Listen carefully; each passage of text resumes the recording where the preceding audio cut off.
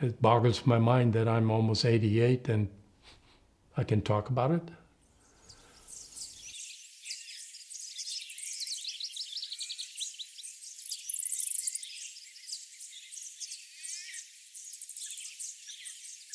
And I do have the memories of the war. One of the ones that really got imprinted is we were running to the bomb shelter one day when the alarm had been given too late and the bombs were falling around us. And the lady who was running beside me all of a sudden falls over and half her head was gone.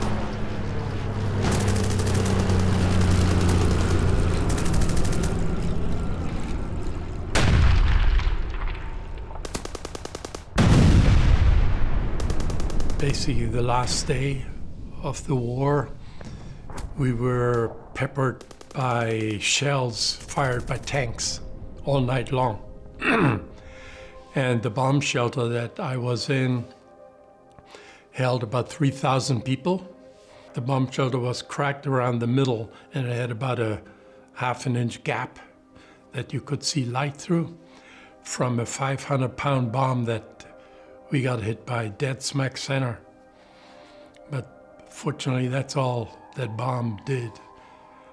But needless to say, we could not hear anything for about 3 days.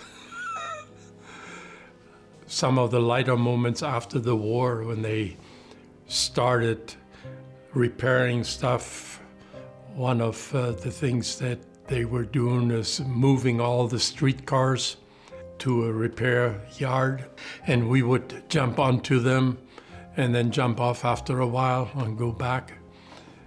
And I remember the first time when I tried to jump off, so I fell flat on my back because I jumped off the wrong way.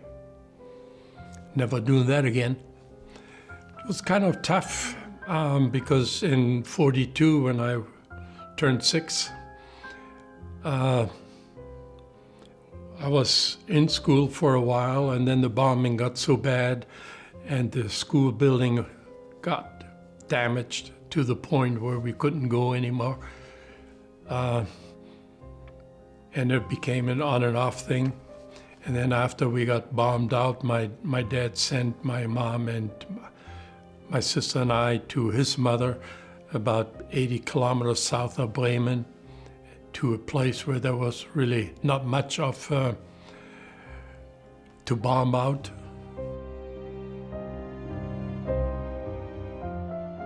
I went to high school, but I quit in 10th grade.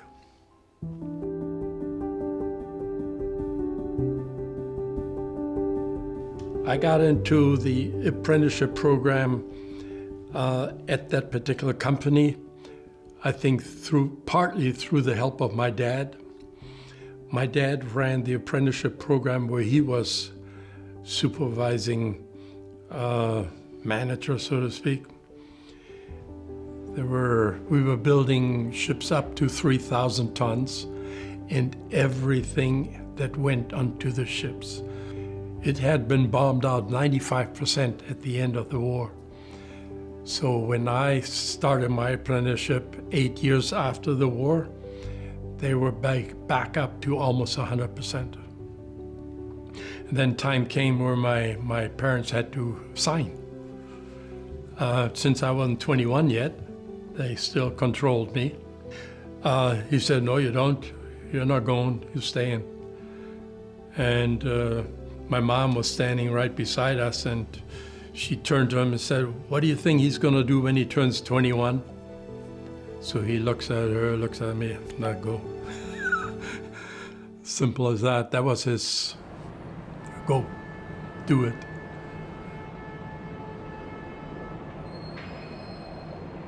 So I decided to leave home and immigrate to Canada. My buddy and I, we had taken a 3-month-long road trip all over the US and Mexico in 1960. And passing through here, this area, we decided this is where we were going to end up at. After having served in the Army for 3 years. When I got out, I ended up here in California.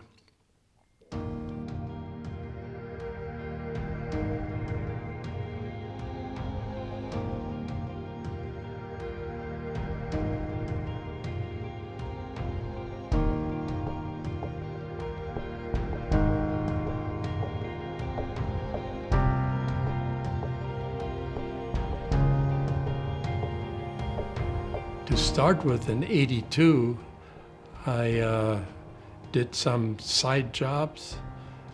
I actually built a very special vacuum system, like I showed you at the shop. And then I got talked into going into business for a company that was building and rebuilding vacuum equipment, primarily so-called ion pumps. So I did that until I turned 70, at which point I was supposed to sell that business back to the people who talked me into doing that work for them to begin with. Fortunately, my son decided that he could use my equipment to start his own business, which suited me just fine because that way I didn't have to retire. And that's where it is. And our deal is that he dreams it up and I build it. Freddie and I start working together. We typically put our heads together to find out what he wants and needs, and then what he wants me to try and create. And then I basically go sit down and design along the line of what he had described. And I've been able more times than not to surprise him with the results after that initial discussion within 2 hours. I say, "Is this what you had in mind?" And he just shakes his head. "How the heck did you get that done so fast?" Experience.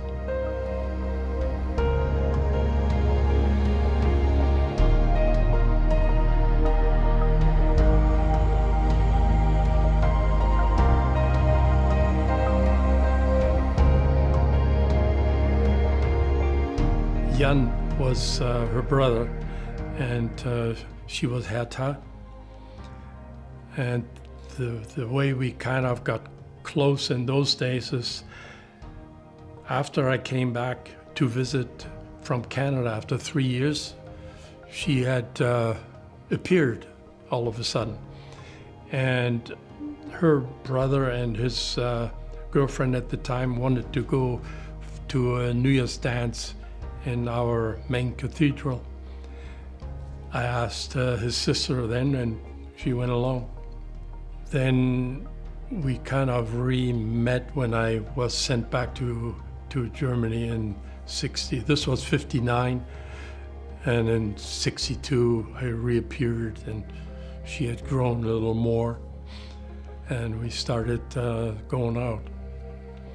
And then I left the Army to come back here, and she had not finished her apprenticeship, so she needed another 6 months to do that. Then after she did, she followed. And then next day we jumped into the car and went to Carson City and got married. And then we kept on going to, I think, Disneyland, if I'm not mistaken, for our honeymoon. For some odd reason, we decided to have a cabin up in the mountains. We found a place that we liked at Pollock Pines on Highway 50. We would go up there and meet with friends and basically have Christmas there, holidays. There was a nice lake down below. We basically used it to go skiing, so that was more than halfway up. It was only an hour, I think, less than an hour from the skiing place, Sierra Ski Ranch.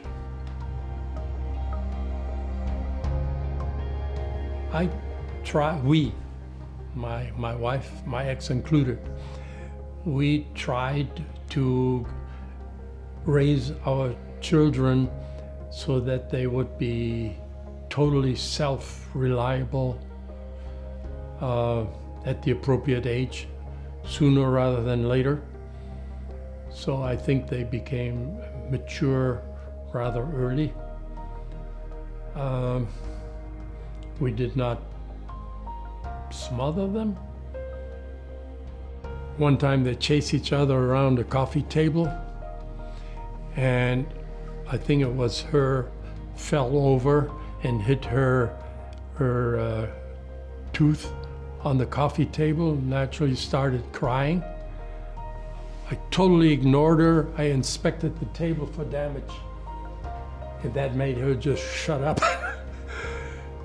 But that's the kind of stuff that I think helps you grow. Because I think that's what I had to go and went through doing my upbringing, even though maybe under different conditions. To just watch them the way they have turned out, appreciating that, and the way that especially she can handle me, I enjoy that. I think other people would say, boy, you're gonna let her do that. Yeah, I enjoy that. I like to be told by her. That doesn't mean that I really am gonna do what I'm told, you know. I only do what I want to do. But I don't mind being told anything. It's, you know, to me, that's life. Vince, I really like him and get along. I think I get along well with him. I know I do because of the way we talk to each other, we harass each other, and I like that, and I think he likes me coming back at him too.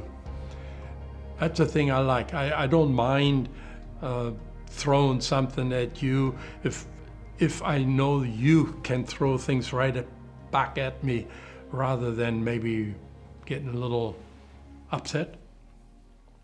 So I only do that to people who I know will come back at me. That's where the fun is.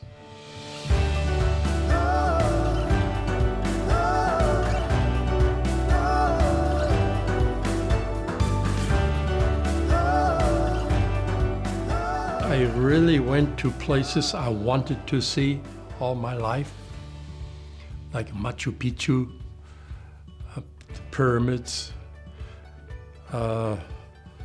Angkor Wat. Yeah, that picture of the Taj Mahal, I actually took that. And it was early in the morning, before it had basically opened, just after dawn or sun up. And the guide told me how to get that picture. Turned out there was a bench at the end of that pool, and he said, if you sit on it backwards and you lean over backward, then they're hitting the bottom with your head, and then take the picture. That's the result. I enjoyed that. I thought that was pretty good.